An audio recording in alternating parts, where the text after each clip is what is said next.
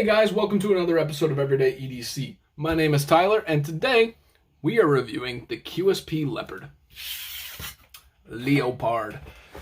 So this has a gray micarta, first and foremost, which is fantastic. Absolutely awesome. As you can see, you can flip it from the top, but it also is in the perfect spot that you can kind of light switch it down. So you have multiple opening methods. Now that light switch down isn't the easiest because you're not getting the leverage. But it doesn't really matter. I mean, you still have that option because it looks more of a front flipper. This blade is a 14C28N, which is perfectly acceptable. I believe the QSP Leopard's coming in at $45-ish. It's in that price range. I think it's about 45 bucks. So for 45 bucks, you're getting this gray micarta. You're getting stainless steel liners, a satin finish blade, 14C28N, which is a perfectly acceptable blade steel. Actually, starting to become more of a preferred, kind of like the 9CR, just because it's a little bit different. This is not an ambidextrous pocket clip. It is recessed, which is nice, but look at this. They recessed it, but they didn't recess the button head screws. You didn't even put flat, why'd you do that? I don't know. And the pocket clip's just meh, but it is deep carry, which is nice. You have this back spacer, which I can't tell what it is. It's probably an FRN black back spacer. Right there. Let's check the hardware on this guy. This is a T8 and T6. I'm not even checking it. If it's not T8 and it's smaller, it's definitely a T6. So the action, this is running on bearings. Very, very nice. For a much smaller knife, this knife is really small. It's real slicey. I can't wait to check that. And it does have some milling. Let's see if we can see it. There you go, you got it right there. Got those little holes drilled out on one side. Pretty cool. And, you know, the handle feels a little bit blocky. I'm not gonna lie, with these liners kind of slightly sticking out. It's not quite shadow box, but it almost is. But it's okay. I'm gonna tell you, this feels like a really wide knife. But for what you're getting, it doesn't bother me as much. So let's get into some specifications, and then we'll move on with size comparisons. I'll give you my overall thoughts on the knife. Overall length of this little guy coming in at about 7 1/4. The blade length is coming in at just at 3 inches, and the sharpened edge as well, just coming in at 3 inches. What's the weight on this guy? Glad you asked. No, I'm not. My battery's dead. Lied.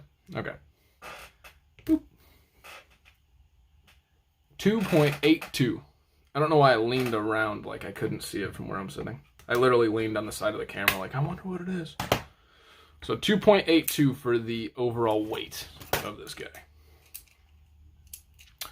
Blade stock thickness coming in at about 125 thousandths. Not the smallest for being such a small knife. We'll call it average. And actually it's closer to 130 thousandths. So that's a pretty thick blade stock actually. 125-ish, 125, 130. The thickness behind the edge. So despite a smaller blade and a relatively thick blade stock, it's still coming in at 17 thousandths behind the edge. And relatively thick I'm talking because it's a smaller knife. Yeah, it's about 17 thousandths behind the edge. Real nice.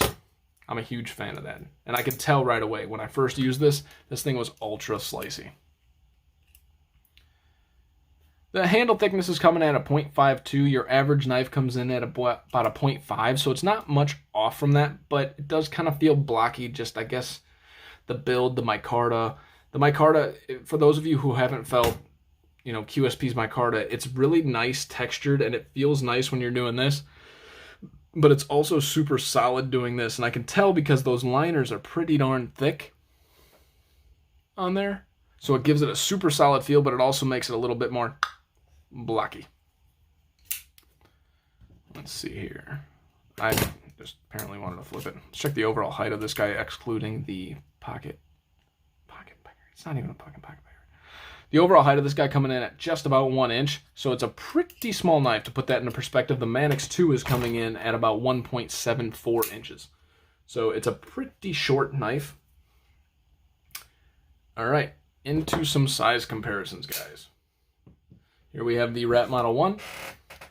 Obviously much smaller than the Rat Model 1 and the Rat Model 2. It is about the same exact length as the Rat Model 2 in both blade. It looks like it has a little bit more cutting edge, but the overall length is about the exact same. Let's move on to the Civivi Dogma and the Civivi Odium. So this is the King Civivi right here. A little bit smaller than the Dogma, not by much. The Dogma's not an overly large knife. And then you have your Civivi Odium, a much smaller piece there. Overall length of these guys, almost the exact same, as you guys can see through this.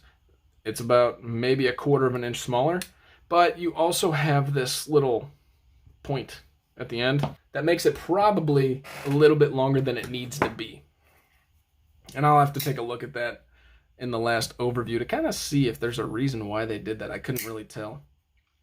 So obviously your small feldspar, not obviously, just in front of you, with that point is the exact same length. But your small feldspar even is about the same exact cutting edge. Let's see here. Put these pivots dead center on there. Yeah, the cutting edge is about the exact same. Well, if it's just the exact same as the small feldspar, it's going to be a little bit shorter than the large feldspar. If not, I would question a lot of things.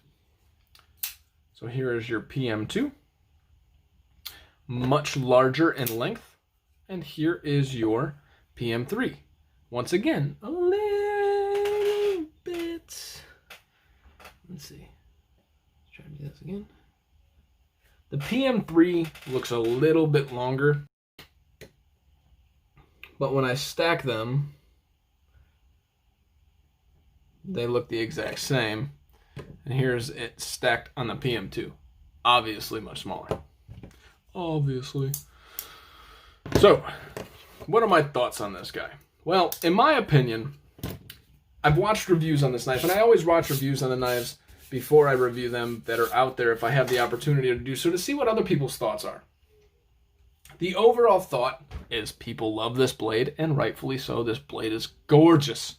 Absolutely gorgeous. It's knocked down. It's not sharp anywhere. You got some jimping that, you know, with where your hand is forced to go is functional. And it's just an ultra slicey blade. Very straightforward. It's a drop point-ish, but it's kind of like a, it's not really a sheep's foot, but the way that it's angled, it's more of like a straight edge, a straight back kind of thing. I don't know. I would call it a drop foot. Let's call it a drop foot, or a drop cliff, or a worn point. We do have this lanyard hole here, non-obtrusive, and maybe why there's a point on the end. Looking at it now, where the lanyard hole placement is, forces there to be another screw here. What does that do? That creates a little point. Wish they hadn't have done that. Hadn't have done that. I wish right there they hadn't have done that, because I don't like it. Because what happens is right where this pocket clip ends, that's where your blade is. You could have shortened this up without that lanyard hole, or found a new way to do it. My favorite is when they do that little lanyard bead that you can stick, you know, paracord through, that acts as a backspacer as well. Those are my, or a standoff rather. Those are my favorite. But anyways, not a huge deal. And actually the profile looks kind of cool. It has this rounded zoom. Ergonomics. Now, holding in your hand, it does not feel bad. But I barely, you know, thanks to that little point, maybe that's another reason why, you know, you get a full purchase on it, but, or your whole hand. I'm trying not to steal people's stuff, but we watch so many reviews, it's like, what do you call this? So you do get your whole hand on it. That being said, I feel very, very, very forced into where I'm at. Is that a big deal? No, because this isn't a knife that I'm going to just go and just like, it doesn't have the feel of a knife that I am going to take out in the garden and beat the crap out of, and, you know, just take it to work and throw it in the dross dust that's all over the place. I'm not going to do that. But at the same time, I don't like when you force me into a position, and this knife definitely forces you into a position. So what are my overall thoughts, which is kind of what I was going over right there, but what are my overall likes, dislikes? So first and foremost, where this knife wins, once again, is the blade. It is so darn slicey. It's absolutely fantastic blade. So slicey and dirty. So dirty. She's a dirty knife. There you go. She's a dirty knife. Very, very slicey blade. Where else does it win? The action. I've said this time and time again. Hold on, let me find. I have something waiting in the wings here. QSP Copperhead. Action. QSP Leopard for a smaller knife. Action. The QSP Puffin, you guys already know. Action. The QSP Penguin. Action. The QSP Phoenix. Action. Guys, I'm telling you, QSP is just knocking it out of the park for action. Oh my goodness. Their action rival, there's something about it that, yes, this is, I almost just threw that knife. I got excited. So this is very, very smooth, right? This, like for some reason, and maybe it's just the dirtiness of the knife. Let's try it. I'm going to try to blow this out with some air. Blow it out your blowhole. And see if that... I can feel slight friction in this when I'm closing it. This, I don't feel it. And maybe it's the materials that it's made out of, but same thing with the Copperhead. I don't feel it. I don't feel it at all. I can hear it slightly, but that's probably because it's dirty. The Puffin, oh my goodness, you guys don't feel it at all. So what I'm getting at is QSP has learned how to do this action. They've learned how to do their detents. Their action is phenomenal. This blade is phenomenal. What don't I like? The scales are kind of blocky. I do feel like this handle's a little blocky. This pocket clip is just generic. It's all right. It has this point on the end, which I get it. You're emphasizing the lanyard hole over this point, but I don't know why you would have done that. And you forced me into one particular spot. Do I like that spot? It's okay. But at the same time, we don't like to be forced into positions unless she's gorgeous. No. Unless it's like a perfect ergonomic situation. You know, for example, the PM2 doesn't force you into a position, but I do kind of feel forced into this, but it feels natural. This feels natural. The QSP Leopard does not feel 100% natural. I feel like everything about this is great except for the blockiness of the scales and the way it kind of forces your hand into a particular spot. Other than that, their logo here is great. The QSP logo, somebody mentioned it before, it does kind of look cheap. I feel like I would see that on like an esports, no offense to esports, I used to be really into that, but I feel like I would feel that in an esports type of situation. No up and down blade play, no side to side. Blade is perfectly centered. Do you guys see that, by the way? Haven't done anything. Watch this. Just stupid action. That's what I'm telling you guys. So this thing gets an A+ for action for the price point. It gets an A+ for the sliciness. The ergonomics, I'm going to give a C just because I don't like when you force me into that position, and it's not the most comfortable even though you forced me there. I don't like that you emphasize the lanyard hole. I think the micarta looks fantastic. It looks great, and I love the color, but it's a little blocky. You know, they did some chamfering, but you can even see the lines if you're looking hard enough. Like the chamfering lines, like where they started, there's like almost an edge. Not a huge deal. My overall thoughts on this knife, I don't think QSP hit a home run, but I'm going to call it they hit a double. They hit a double with this knife. I thoroughly enjoy using it.